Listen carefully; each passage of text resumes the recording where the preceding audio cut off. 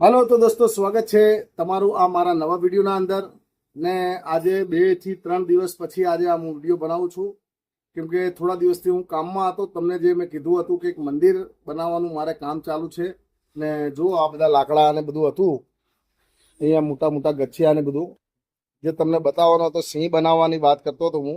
એ બધા ગચ્છિયા બધા કટિંગ કરાવી નાખ્યા, ને જે બધું કામ બહાર આપવાનું હતું એ પણ બહાર પણ આપી દીધું. ને તમને હું બતાવું કે જે મેં તમને વાત કરી હતી સિંહ બનાવવાની, કે જે ચોરસ જે મોટા ગચ્છિયા હતા કે એના અંદરથી મારે સિંહ બનાવવાના છે, તો એ હું તમને બતાવું. એ થોડા કારણોસર હું તમને એ બધું બનાવતા ના બતાવી શક્યો, પણ મેં સિંહ ચાલુ કર્યા અને મેં જ બનાવ્યા છે. એવું નહીં કે બીજાએ બનાવ્યા, હું તમને બતાવું છું. તો જો અત્યારે એનું કામ પણ ચાલુ છે, પણ કોઈ હતું નહીં. ને થોડા અમારે મહેમાનને કોઈક આવી જાય તો એટલા માટે આજે અમાસ છે, તો એટલા માટે મેં આ વિડીયો નહીં બનાવ્યો. ને જો તમને હું બતાવું, જો આ સિંહ અત્યાર સુધી ચાલુ જ હતા, હું આ જ કરતો હતો. જો આ રીતે 3 પીસના અંદર બનાવેલા છે. આ 1, 2 ને ત્રીજો આ જોઈન્ટ તમને દેખાતા હશે. જો અહીંયા નજીકથી બતાવીશ તો તમને ખ્યાલ આવશે. જો આ 1 જોઈન્ટ, આ બીજો જોઈન્ટ ને ત્રીજો જોઈન્ટ.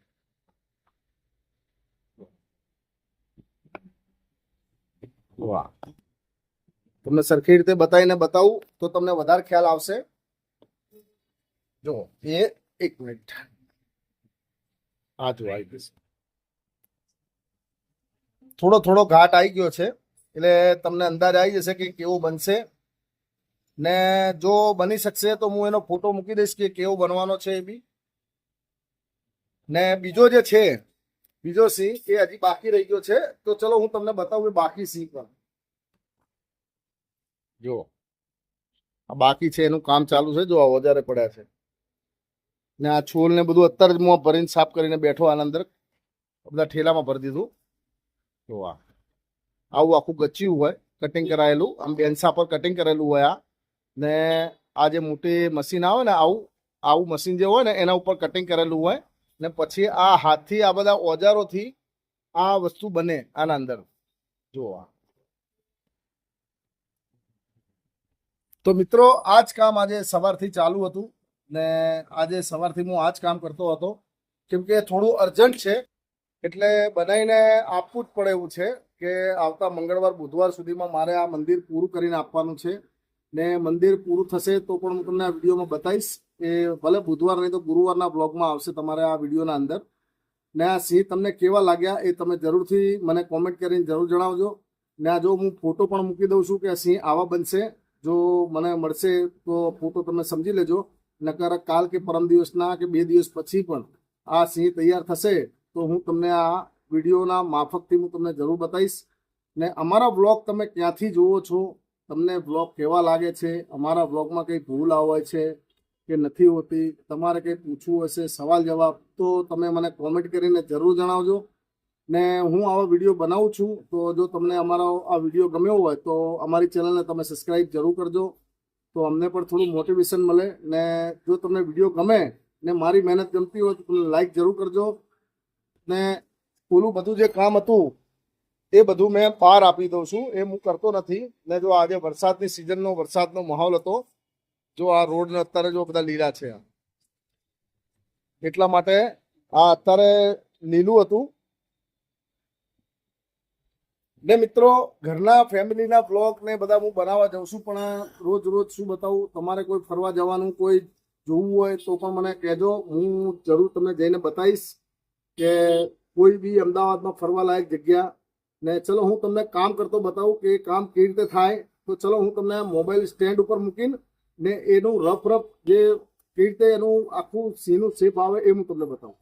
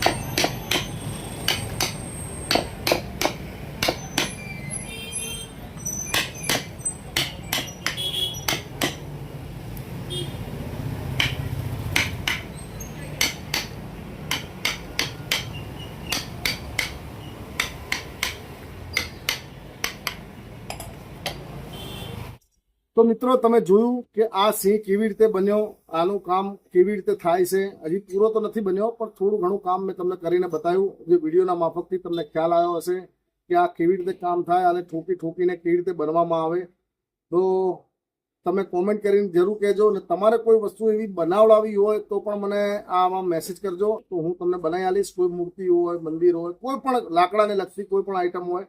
ફર્નિચરનું કામ હું નથી કરતો, ફર્નિચરનું કોઈ મારું કામ નથી, મંદિરો અને મૂર્તિઓનું જ મારું કામ છે. તો ચલો મિત્રો, મળીએ હવે સીધા ઘરે, કારણ કે હવે ઘરે જઈને ઘરનો માહોલ જોઈશું અને પરેશાન અને નક્ષ શું કરે છે એ પણ જોઈશું.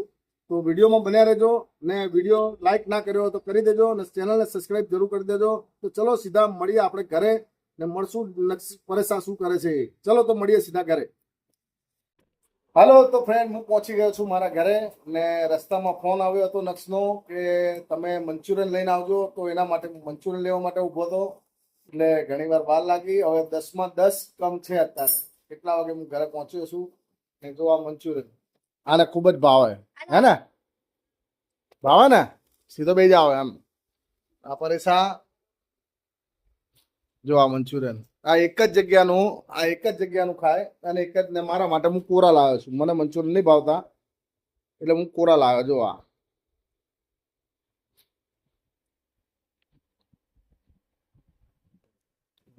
પૂરા ખાવા જેવી મજા ના આવે. જો આ મંચુરિયન ખાઈ દઈશ, એકલો ખાઈ દઈશ તું? ખાઈએ ત્યાં અમારે 4 દિવસે એક વાર આજીવા હોય. જેમ મિત્રો તમને જો આજે વરસાદ હતો, એક તો વરસાદના કારણે જો આ ઘરમાં તોરણો બાંધેલા. ને તમને આ વિડીયો કેવો લાગ્યો એ તમે કોમેન્ટ કરીને જરૂર જણાવજો. ને જો કદાચ કોઈ વિડીયોમાં મેં પહેલાં પણ કીધું હતું ને અત્યારે પણ કહું છું, જો વિડીયો બનાવતી વખતે કોઈ મારી ભૂલ રહી જતી હોય તો પણ મને કોમેન્ટમાં જરૂર બતાવજો. ને તમે આ વિડીયો ક્યાંથી જુઓ છો એ કોમેન્ટ કરીને જરૂર કહેજો. તો ચલો મિત્રો, મળશું હવે નવા વિડીયોના અંદર. ને તમને આ વિડીયો ગમ્યો હોય તો લાઈક જરૂર કરજો અને ચેનલને સબસ્ક્રાઈબ જરૂર કરજો. તો ચલો મિત્રો, ગુડ નાઇટ, ટાટા, આવજો, બાય. ચલો આવજો.